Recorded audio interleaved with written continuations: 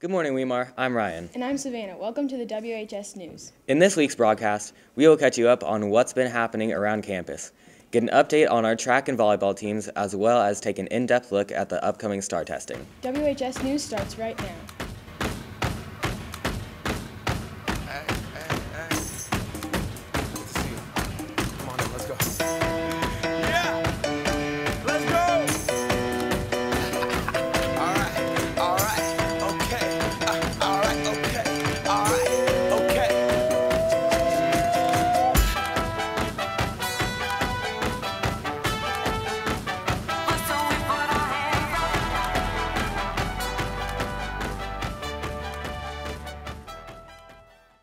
Good morning, Weimar. Today is Monday, April 22nd, and today it's National Earth Day. And ASB hopes you dressed in a reusable outfit.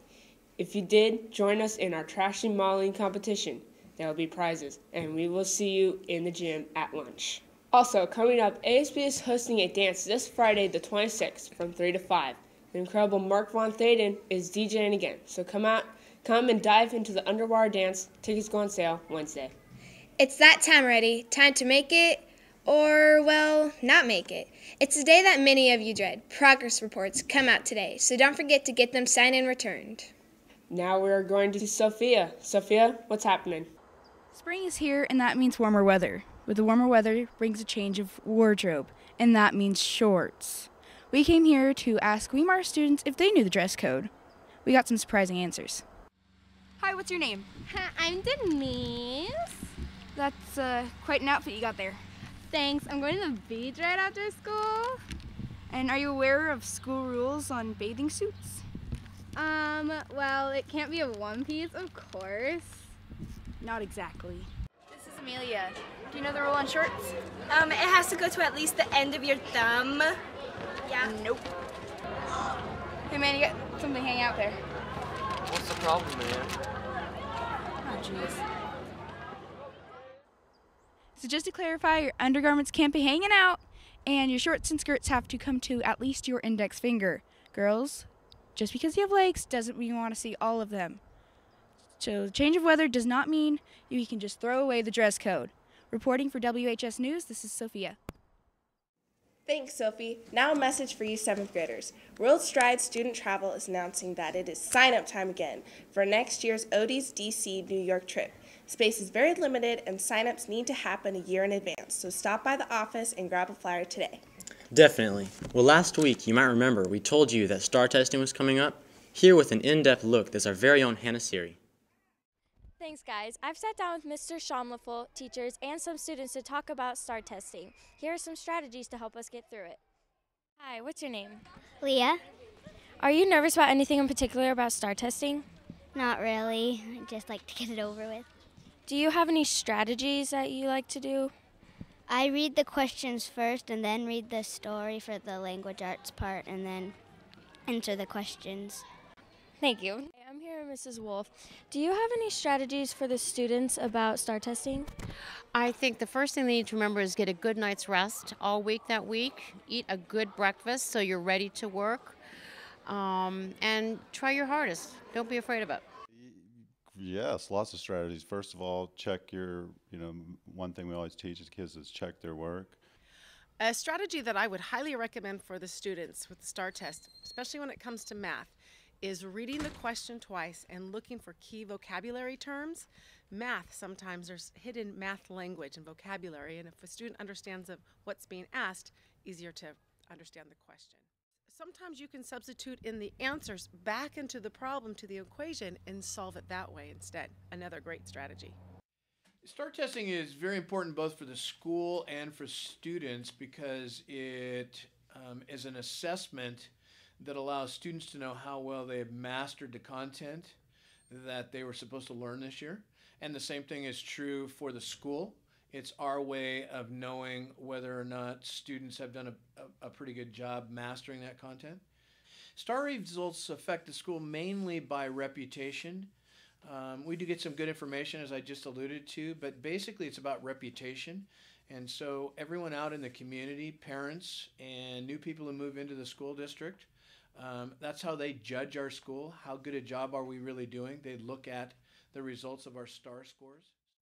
Well, I look forward to STARS testing because every year we do really well. I mean, students do amazingly well, especially as compared to other students throughout the state. So it's an exciting time for us. It's kind of a way for us to show off to the rest of the community and all the other schools that, hey, we really are really good.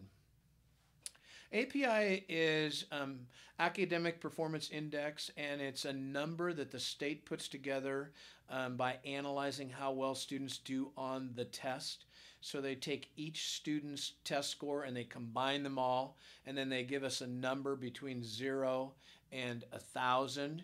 And what the state says is they would like a good school to be over 800 on their API. Year in, year out, we're really middle to high 800s. Last year, our 4th and 5th graders went over 900. Amazing. And so we're trying to target those same numbers again. The thing that I think is most important and what students don't necessarily always understand is really two things about the test. The first is that there's approximately 100 questions, and then that converts into a score. And so the scores that we're interested in, each question is worth between 3 and 4 points. The cut score that we're interested in is 350. Every student we want to get over 350 points. That means they're proficient, or if they get higher than that, then they're advanced. We want every child to be proficient. That means basically they've mastered content. And so I think it's important for students to know that those last few questions, when you're really getting tired, those are questions you need to absolutely answer, because if you're only 1 or 2 questions short, it could be 8, 10, 12 points short of making that 350. So don't stop till you get to the end. And the other thing is that students sometimes think that the questions get harder as they go through the test, and that's not true. They bounce back and forth, hard, easy. So a lot of times the last couple of questions are the easiest on the test, and students don't get to those because they just got tired or whatever. So hopefully students will recognize that do them all. And if there's a couple they need to skip because they don't understand how to do them, guess at those and then just keep right on going. And hopefully we'll have all of our students over proficient. Okay, now you'll go cut and edit and make me look real good, right? Yeah. Okay.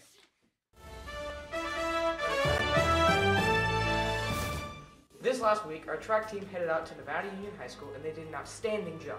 The following students placed first in their events: Connor Larimer, Anthony Toro, Sierra Hagan, and our 8th grade team placed second.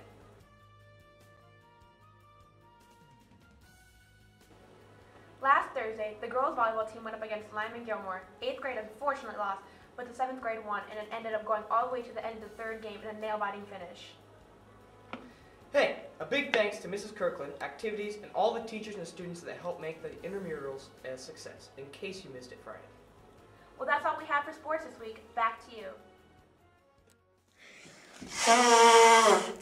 Looks like you need to hear what McKenna has to say. Thank you, and good morning, everybody. Now that spring has arrived, those unwanted guests are here. Pollen, allergies, those nasty sneezes and wheezes, eyes itching, congestion, asthma. What's a kid to do? According to experts, some common triggers are dust mites, mold spores, pollen, pet dander, and much more. How can you cope with these symptoms?